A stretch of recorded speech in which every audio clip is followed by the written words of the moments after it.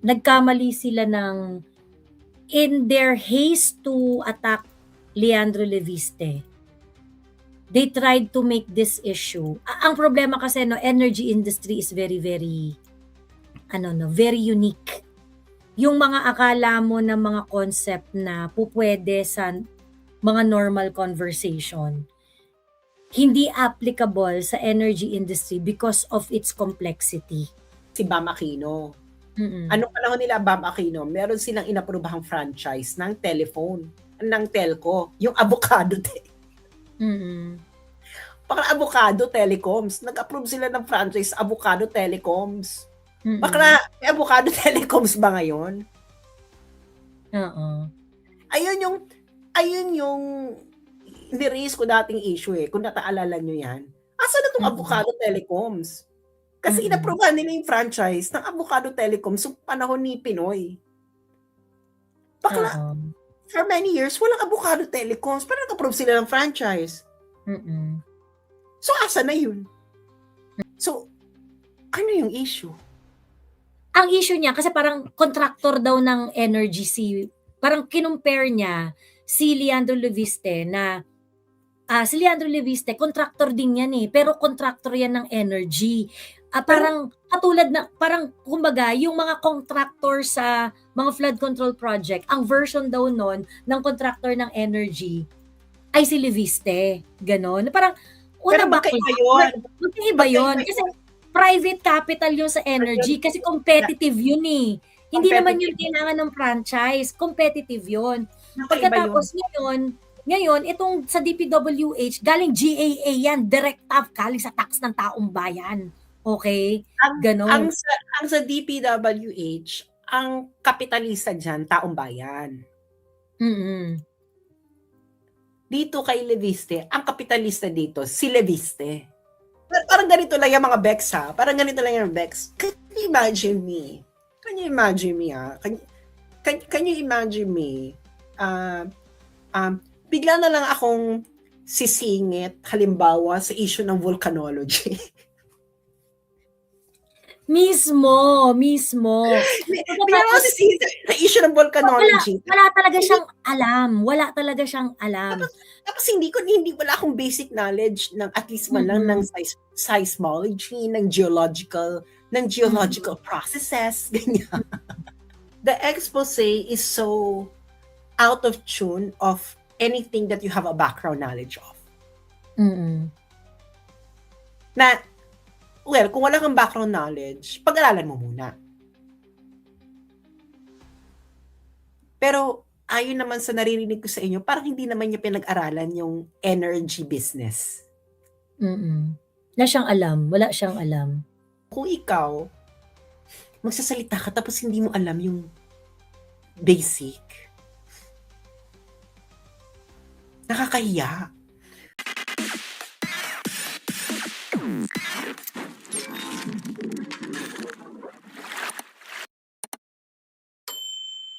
Mabilis ang comment daw dun sa PGMN, Casey Halili and Leandro Leviste. Hindi ko siya na-follow, so I cannot comment on that. Ayan. Ako meron akong mabilis na comment before tayo matulog dyan. Nagkamali sila in their haste to attack Leandro Leviste, they tried to make this issue. Ang problema kasi energy industry is very very very unique. Yung mga akala mo na mga concept na pupwede sa mga normal conversation, hindi applicable sa energy industry because of its complexity. Ganon. Talaga siya sa different world talaga siya. Sobrang niyang complex kasi meron siyang mga problemang ina-address may original sin kasi sa energy industry. Yun yung problem. May mga original sins kasi diyan. So, kumbaga parang mag-ooperate ka based on the original sins. Ganon. So ngayon ang mali nito ni Casey Halili. Ang problem nito ni Casey Halili, nagsalita siya tungkol dito sa mga undelivered energy contract, ganyan. Unang-una, you cannot compare energy contracts to DPWH contracts kasi yung mga energy contract, mga private capital yun Private capital yung mga yun. May bond nga kapag hindi ka nag-comply eh. 'Di ba? May mga bond pa nga pag hindi ka nag-comply. So ngayon, private capital yon. Hindi yun katulad ng mga DPWH Ay, projects na alam mo national pala 'tong sa backing. alam mo pala 'tong sa energy, 'di ba? Oo, Kasi Bax, kasi 5 years ako sa energy. Ganun. Actually, ito si Leandro Leviste, tandang-tanda ko 'to kasi tinanggap namin yung mga commissioner ko yung mga nag-decide dati nung mga kontrata niya ni Leandro Leviste. May mga kontrata yan na nung time na nagawa na yung rules on competition at saka yung mandatory competitive selection process. Grabe mag-bid yan si Leviste. Yung bid niya talaga sobrang baba all the time. Ganon. Sobrang baba talaga. So yung sinasabi ni Leviste nung galit na galit siya kay Karen Davila, nung galit na galit yung nag-e-explain siya na parang, tangina nyo, nang nagbibid ako, I bid the lowest. Ganon. Binago ko yung presyo ng kuryente kasi laging mababa yung bid niya. Which is totoo yun ha. Totoo yun kasi I remember nung nandun pa ako sa doon sa dati kong post, dati kong trabaho, nakausap ko yung mga technical people. Kamot ulo talaga sila kay Leviste. Gano'n kasi sabi nila parang, tanga ng trip nitong batang to, ba't ganito, ba't ay ba nitong kumita? Kasi sobrang patalo talaga yung presyo niya ng kuryente. There are other ways where he was able to earn money. Pero at that time, I don't know, siguro parang bine-break in niya yung company sa mga supply agreements, ganyan-ganyan. Kaya parang sobrang binababaan niya yung presyo ng kuryente niya, ganyan-ganyan. When I say presyo ng kuryente, ito kasi yung yung mga generation plant, para ikaw ay makapag-operate ng planta, magko-call kasi ng demand si DOE. Sasabihin ni DOE, for example, sasabihin ng DOE, kailangan natin ng 100 megawatt na kuryente. Ganyan, sasabihin ng isang power plant. Okay, gagawa kami ng power plant na 35 megawatt ang capacity. Okay, you got it. Ganyan. Yung mga ganon. So sa 35 na yon, na megawatt na yon, maghahanap na si generation company ng mga susuplayan niya. Ano ba yan? Metro Manila ba? Visayas ba? Mindanao ba? Ganyan. Yung mga ganong Etos Balungos. Mga ganon.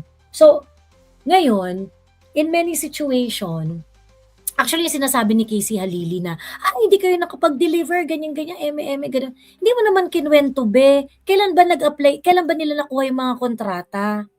Kung yung green contracts na yan, nangyari siya at this point, let's say, kunwari 20, usually kasi matagal talaga mga negotiations ng mga ganyan, ng mga power plant. It will take 5 to 10 years to fully set it up. Ganon. At sure ako na madaming energy contracts ang undelivered. Sigurado ako. Ang tanong, bakit si Leviste lang yung gusto niyong magpaliwanag? Kaya tingnan mo nung sinabi ni Leviste na parang, you want to talk about it? You want to talk about the undelivered contracts? Then I'm going to tell everyone na merong undelivered contracts. Masira ulo ninyo. Cambio ngayon yung PGMN. Kasi magugulat kayo kung sino-sino yan. Yan rin yung mga nagpapa-PR sa inyo. Yan din yung mga nagpapa-PR sa inyo. Yung mga mayayaman sa mundo, dito sa Pilipinas, yung mga may-ari ng mga negosyo na bonggang-bongga, are also the same people involved in the energy projects. Same shit. So ngayon, pag kunwari, ikaw, magsasabi ka na parang, mga undelivered contracts, parang pagkatapos yung parang kulang na lang sisihin ni Casey Halili yung problema sa power industry kay Leandro Leviste. Ganon, which is very, very wrong. And sa totoo lang, mas matindi pa yon kaysa sa defamation na ginawa ni, na kinaso ni Leandro Leviste kay Auntie Claire. Mas matindi pa yun. Yung ganong insinuation ni Casey Halili. Kaya parang, tingin ko, ako hindi ako magugulat kung kakasuhan ni Leviste si Casey Halili about it eh.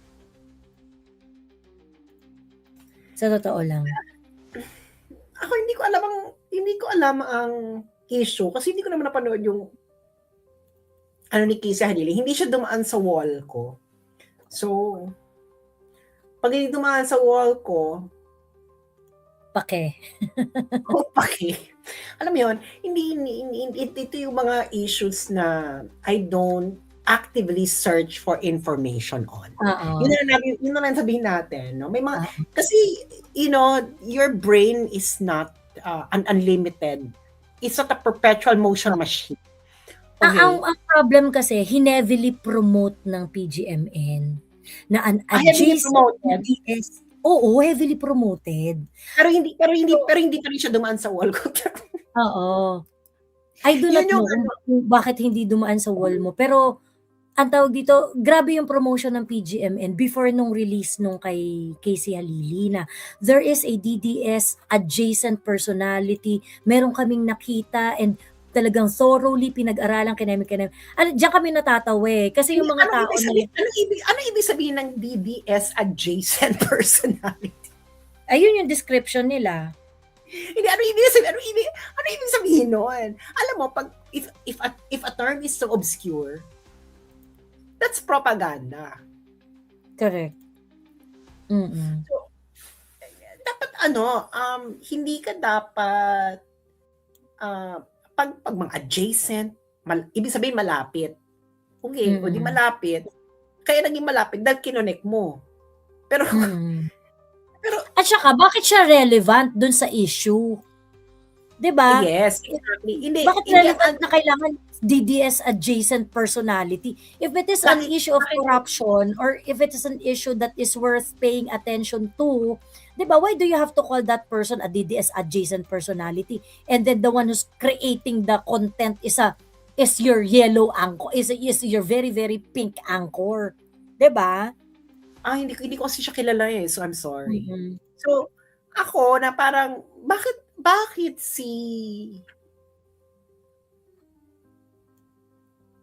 kasi lumabas na naman yung issue kay Leviste because tinitiran niya yung allocables. Oo. And MOOE. Kasi kung issue pala yan na walang na-deliver, bakla kailan pa hindi na-deliver? Kailan ba hindi pa na-deliver? What's the timeline? Ang sabi nila, kasi some of the contracts were already suspended. Some of the supply agreement were already terminated. So, ibig sabihin, hindi nila na put up yung power plant na supposedly pinramis nila na ipuput up. Ganon. O di fine, edi hindi na. O di hindi. O, anong nawala? Edi ibig sabihin, wala silang business. Wala lamang nawala sa'yo. Kasi halimbawa, halimbawa si Bam Aquino. Anong panahon nila Bam Aquino? Meron silang inaprobahang franchise ng telephone, ng telco, yung Avocado.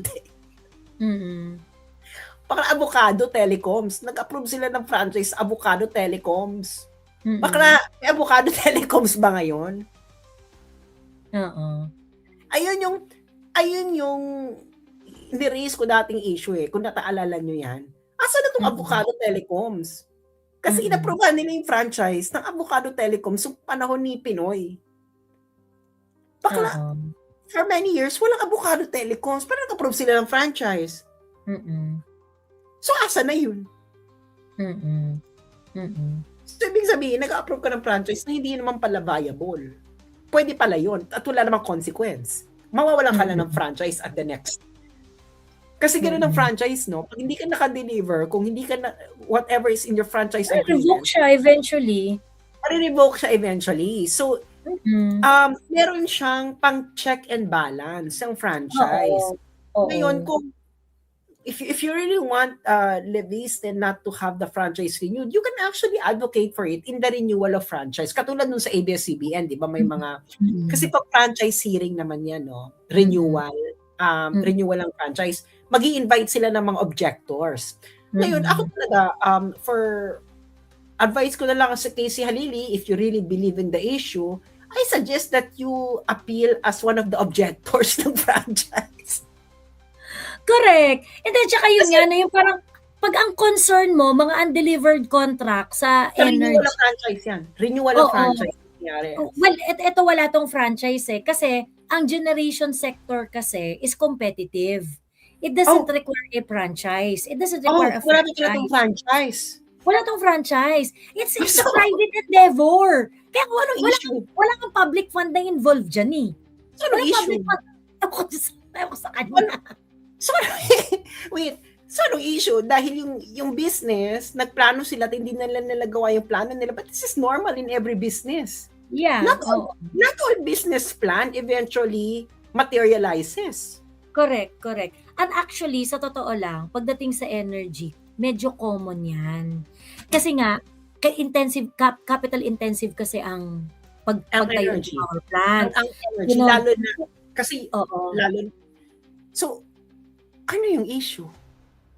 Ang issue niya, kasi parang contractor daw ng energy parang kinumpare niya si Leandro Leviste na si Leandro Leviste, contractor din yan eh, pero contractor yan ng energy. Parang katulad na, parang kumbaga, yung mga contractor sa mga flood control project, ang version daw nun ng contractor ng energy ay si Leviste. Ganon. Parang, Pero magkaiba yun. Magkaiba yun. Kasi private capital yun sa energy kasi competitive yun eh. Hindi naman yun kailangan ng franchise. Competitive yun. Pagkatapos ngayon, itong sa DPWH, galing GAA yan, direct galing sa tax ng taong bayan. Okay? Ganon. Ang sa DPWH, ang kapitalista dyan, taong bayan. Mm-mm. Dito kay Leviste, ang kapitalista dito, si Leviste. Oo. Tapos ngayon, yung mga kunwari, yung mga hindi nakukomplete na project, unfortunately, and this is the reality, unfortunately, sa energy industry talaga, common talaga dyan yung, kunwari, sasabihin mo, magtatayo ako ng 100 megawatt na power plant, ganyan-ganyan. So ngayon, ano yan, ang tawag dito, 100 megawatt na power plant, kasi may plano ka na, i-divide mo yung generation plant mo, let's say sabihin natin na 5. So 2020, 2020, ganyan. At a certain phase 1, 20 megawatt yung itatayo mo. Sumunod, tatayo ka ulit ng isa, another 20 megawatt. So meron ka ng 40. So meron ka ng hanggang sa maging 60, hanggang sa ma-achieve mo yung 100 watt na initially na pinangako mo. Ganon. So ngayon, apples to apples, orange to oranges dapat ang comparison, ganon. So ngayon dito, business decision to, yung pagdating sa energy. Not to put up. So for example, nakakuha kami ng kontrata to get a 100 megawatt power plant. Kaso nga lang, hindi na namin matuloy kasi nga, hindi kami nababayaran dun sa first 40 megawatt na tinayo namin eh. Hindi kami makahanap na susuplayan. Hindi viable sa amin. So, hindi na namin ma-deliver yan. Actually, so what just happened in Leviste is the normal business cycle. Well, ang nangyari, so many factors. Hindi ibig sabihin lang, it's normal business cycle. You risk to try to put up a business. You didn't get customers. You didn't the situation did not favor you, so you stopped it. So, maghihinto na yung business. So, it's just normal for businesses. Pero magkaiba naman yung flood control project, binayaran ka, hindi mo ginawa. Fully paid. hindi mo kailangan ng customer sa flood control project. Oo, fully paid yun. Ganon. Sabi, fully paid siya. Kasi the customer there is, the client there is the Filipino people. Bayaran kita, magtayo ka ng flood control. Hindi ka pwedeng magdahilan sa flood control na hindi kami nakapagtayo kasi wala kaming customer. Bakla meron ka ng customer yung nagbayad sa'yo na magtayo ng flood control project. Yung kay Leviste is, okay, magsusupply kami ng 100. Nagtayo sila ng una, hindi viable. Ikaw ba mag-negosyate kayo, pagpapatuloy mo pa rin ba kung hindi viable? So, ibig sabihin, there's nothing out of the ordinary with what happened in the Leviste situation unless Leviste got a contract from the government and he was paid to do it and he didn't do it. Oo. Unless that Kasi is hindi ganun eh. Hindi ganun that- kasi naka-competitive selection process yan eh. Hindi ganun. Hindi siya yung parang hinahand out ng government na contract. Hindi. Kasi the contract is going to be between the distribution company and the generation power plant. The distribution utility and the contract between the distribution utility and the generation plant are always approved by the regulator. Pero they are free to to negotiate among themselves. Ganon. So yung ewan ko, hindi kasi yung the way Karen Davila spoke about it na parang hindi, but it is the government who gave away these contracts kineme. Ang kadil mo diyan distributor. Yung distributor ano yun, ang tawag dito, for example, Meralco. Meralco yung ka-agreement mo. Private rin yun eh. Magkaiba yung kadil mo ang government sa gobyerno nagbayad sa'yo. Actually, malabo eh. Kasi, kailangan yung ganyan, kung magpe-presenta ka, Casey, kino-compare mo sa flood control, dapat apples to apples, oranges to oranges. Ano ibig sabihin yan, Casey? Dapat pag sinabi mo na katulad ito ng DPWH contract, you would show that it is really like DPWH contract that has an allocation from the GA. Oo. Yan ang apples to apples. Apples to apples, flood control project at saka irrigation projects. Yan ang apples to apples. Okay? Mm-hmm. Ngayon, ano yung orange to orange naman ditong comparison, Casey? Ang orange to orange dito naman is yung hindi, kung yung contractor ng flood control ay naging ghost project. Okay? Can you compare it sa isang business venture na hindi nag-materialize, na hindi mo naman binayaran? So, ibig sabihin, magkaiba na siya. Kasi, hindi naman to komplikadong usapin eh. Magkaiba yung Joey. Babayaran kita, magtayo ka ng sari-sari store. Magkaiba yon. Or, Kapitan Joey, hingi ako ng business permit, magtatayo ako ng sari-sari store. Bakla, nakita niyo yung diferensya? Kung ako, humingi ako ng business permit, hindi ako nagtayo ng sari-sari store, is there love lost to the government that gave the permit? Ngayon, yung kaliwa naman na babayaran ako ni Joey para magtayo ng sari-sari store at hindi ako nagtayo ng sari-sari store kahit binayaran ako para magtayo ng sari-sari store. Saang sitwasyon dapat magalit sa akin si Joey? Baka naman dun sa binayaran mo para magtayo ng sari-sari store tapos hindi lang tayo ng sari-sari store. Dahil yun ang talagang maliwanag na onsehan. Pero yung humingi ako ng permit para magtayo ng sari-sari store at hindi ako nakapagtayo ng sari-sari store, bakla, walang love loss. Ang mangyayari lang, pag magre-request ka uli ng permit para magtayo ng sari-sari store, may hirapan ka na kasi bakit ka humingi ng permit, hindi ka nagtatayo ng sari-sari store. Yun lang yun. Pero yung kaya this expose, as I understand it from Joey, hindi ko siya napanood, is an expose na hinog sa pilit. It is an expose directed. It is an expose that is very, very politically motivated and walang sincerity. Walang sincerity talaga. Walang sincerity. Ano ba talaga gusto mong ayusin? Gusto mong ayusin energy industry? Tangina, good luck. Good luck talaga. Hindi kasi siya klaro eh kung ano yung naging kasalanan at ano yung kasalanan. Is it even against di ba yung wala na silang maipakitang there's nothing I really don't see what is wrong in Mm. what happened in the Leviste case. Kasi wala Mm. ka namang binayaran, eh. Bakit ka nagagalit? Mm.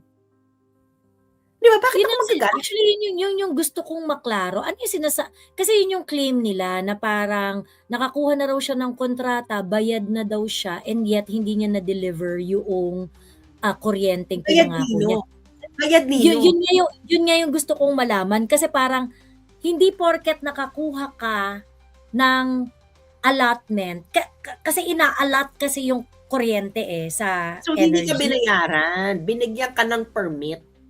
Oo, binigyan ka ng at eto pa ha, usually, actually, ang generation company at ang distribution company, ang arrangement niyan pagdating sa supply ay cash basis. Ano ibig sabihin nun? Ibig sabihin nun, 'di ba, kunwari si Meralco, si Meralco babayaran niya, 'di ba ang bill mo sa kuryente is, let's say, pumapatak ng every 10th of the month. So, Okay, sandali every lang. 10th of the So, month. ang distributor Meralco. Meralco, oo. So, ang generator si Leviste.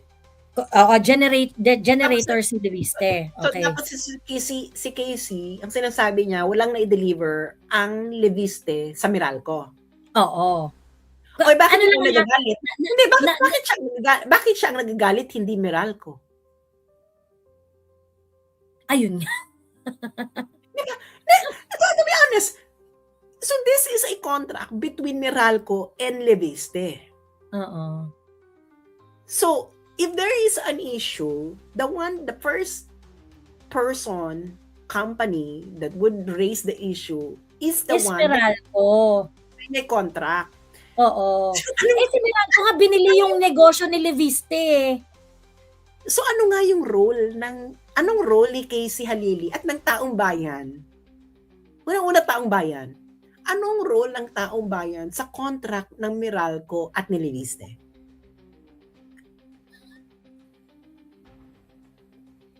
Wala. Because you Wala. didn't pay. If you did, 'di ba sabi nga ni RuPaul, if they're not paying your light bill, pay them no mind. So, True. so parang, Ayun. so yun pa lang, eh. Unang tatanungin ninyo, anong role ng taong bayan sa kontrata ng Meralco at ni Leviste? Mm. Madali lang sagot. Actually, oo. Meron ba or wala? Kung wala, shut up. Oo, oo. Tapos Ngayon, ngayon, ang ano kasi, ang naging ang naging diskarte kasi nito ni Leviste. Well, I am ano just parang trying project, to churi lang, ah, churi. yung ang tawag dito, yung observation ko lang ba noong nasa energy industry pa ako. Ang si Leviste kasi talaga sobrang viable talaga kasi pioneer siya, isa siya sa mga parang big player ng renewable, eh. Solar, So ng solar. ngayon ng solar. So ngayon ang ginawa nito ni Leviste, kasi pinagtataka nito ni Casey Halili na "Ba't ang dami-daming kontrata ni Leviste, kineme. Binag niya ang ganitong kontrata binigay sa kanya ng DO." Bakla, merong competitive selection process. Yun nga, ang ginawa nga nito ni Leviste, yung mga bids niya sobrang baba. Kaya marami siyang nakuhang kontrata. So ngayon, Hindi, kaya yung chunk ng solar napunta sa kanya. hindi, I really think na, I think yung ginawa ni Casey Halili is, hindi niya binusisi yung mga kontrata. Nag-ano lang siya. Bakit ang dami niya nabag? Well, una-una, Hindi bakit hindi oo, complicated kasi talaga sa energy. and So kumbaga energy? parang oo, like for example, yung mga generation like yung sinasabi ko nga yung mga undelivered energy contracts, kineme, ganyan. So for example, okay, ang nakuha nila, ang pinramis nila is magtatayo sila ng 100 megawatt na generation company. So ngayon magtatayo sila ng 100 megawatt, kaso hindi na nila ma-de-deliver, let's say yung 50 hindi nila ma-deliver yung hindi na nila magawa yung full capacity nila, yung 100 megawatt. In many situation, it's really not their fault that they cannot continue because one of the reason is perhaps the system is not ready. The energy industry right now is actually divided into 4. You have the distribution, generation, transmission, and the consumer. Okay? Ngayon yung tatlo, ito yung mga investment intensive na sector. Yung transmission, yung generation, at saka yung distribution. So minsan, kung kunwari, tangina, magtatayo ako ng generation, kaso nga lang, di mo naman makabit sa grid dahil yung transmission hindi ready. So maraming there are a lot of pagdating sa energy, maraming non-linearities. Maraming moving parts. Oo, maraming moving parts. Marami itong moving parts na hindi mo po pwedeng sabihin. Hindi to katulad ng flood control na, Bex, biniyaran ka, kailangan mo magtayo ng flood control. So, very linear yung relationship. Okay? At yun din yung isa sa mga reason kung bakit nagtatagal sila sa pagbuo at saka sa pag-deliver. No? Kasi minsan, nakaready na yung planta, hindi mapatakbo kasi hindi naman siya makakapagtapon ng kuryente sa grid. Dahil hindi ready yung transmission infrastructure. So, hindi rin mabilis makahanap ng customer. Mabilis makahanap ng customer.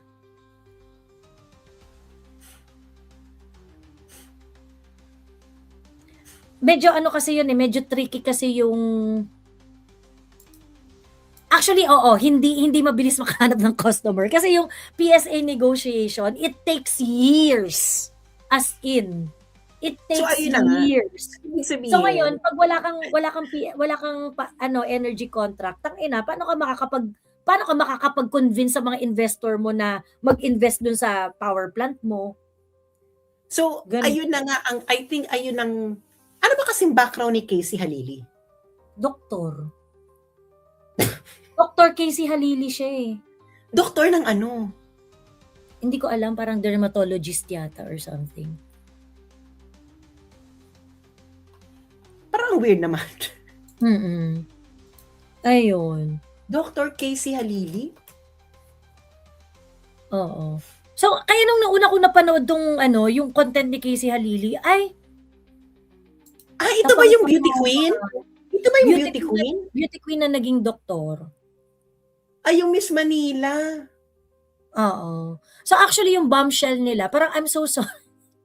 Yung mga nagtatangka talaga na mag-alam-alaman sa energy. May mga dugasan rin talaga dyan sa energy, no? Diyos ko po naman. Sabi ko nga sa inyo, lahat ng mayayaman sa buong Pilipinas nandyan sa energy sector. Bix, wala siyang background on energy at all or anything got to do with economics. Sexual reproduction daw yung expertise niya.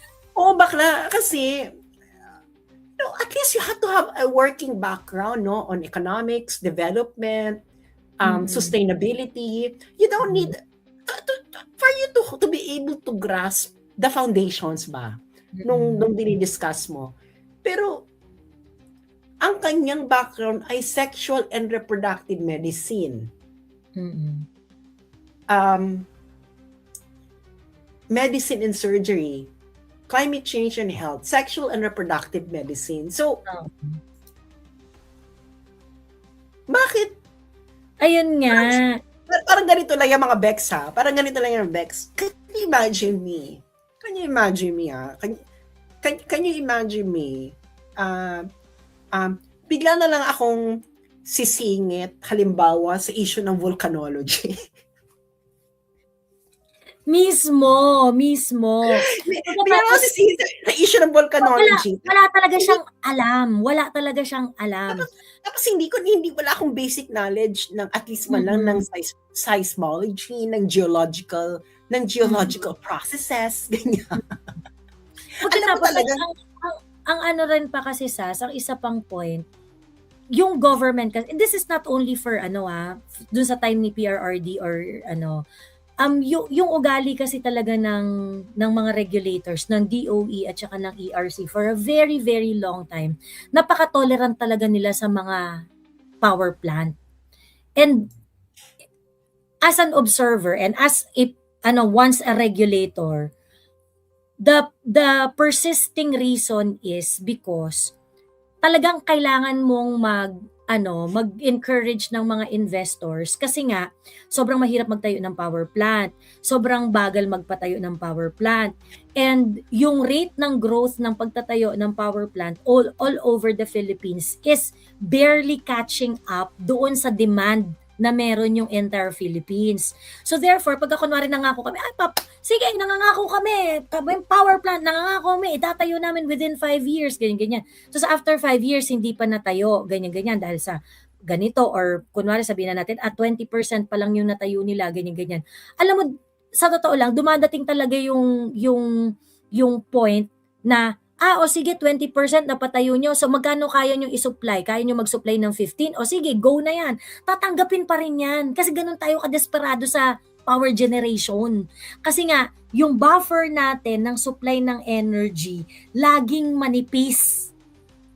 Laging manipis. Di ba yung mga nag-yellow alert, kung matatandaan nyo yung nag-yellow alert, ganun-ganon, na kapag isang matinding contingency lang yun, yari tayo dun. So ngayon, parang kaya ngayon, ang nangyayari, sinatsaga ngayon na parang, sige, tang-inang, di kayo makakomply, basta mag-produce kayo kung anong kaya nyo.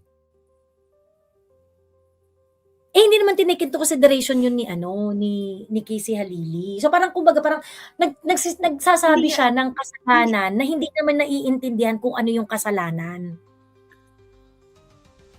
Hindi, I think siya, okay, the expose is so out of tune of anything that you have a background knowledge of. Mm. Na, well, kung wala kang background knowledge, pag-aralan mo muna. Pero, ayon naman sa naririnig ko sa inyo, parang hindi naman niya pinag-aralan yung energy business. Wala siyang alam.